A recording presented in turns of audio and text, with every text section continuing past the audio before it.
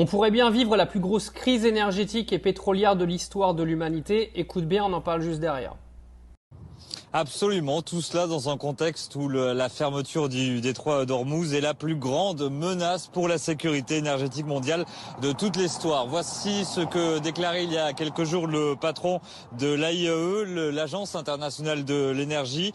Le détroit d'Ormuz, un détroit stratégique, vous le savez, où transite en temps normal 1/5 de la production de pétrole mondiale. Oui, mais voilà, depuis le début de cette guerre, le 28 février dernier, de nombreux sites pétroliers et énergétiques ainsi que gaziers ont été endommagés, notamment au Qatar, aux Émirats Arabes Unis ou encore au Koweït, compliquant ainsi l'approvisionnement. Le Moyen-Orient fournit une grande partie du pétrole mondial. Avec la crise, ce sont 15 à 20% du pétrole, 20% du gaz naturel liquéfié au niveau mondial qui n'arrive plus sur les marchés. Déclaration de Roland Lescure, le ministre français de l'économie, aujourd'hui à la tribune à l'Assemblée nationale. Ce sont donc 11 millions de barils en moins par jour pour l'économie mondiale, a-t-il souligné.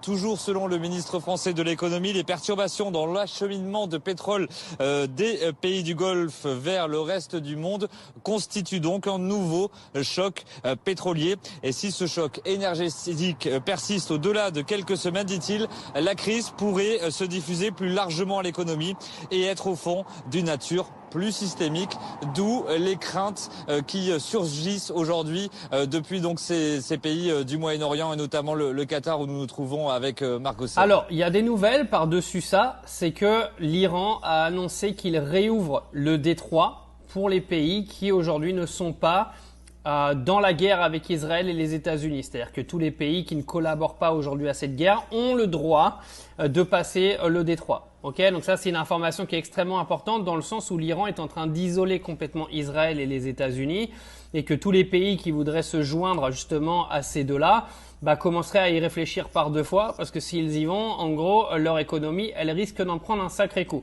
Alors, quoi qu'il arrive, l'économie mondiale va en pâtir. Il va y avoir à un moment donné des problèmes de réserve dans les stations essence parce que on va être dans une pénurie à un moment donné. C'est obligatoire. Surtout qu'on connaît les vents de panique avec les populations débiles que l'on a à chaque fois qui se ruent dans les stations pour remplir des bidons, etc., etc.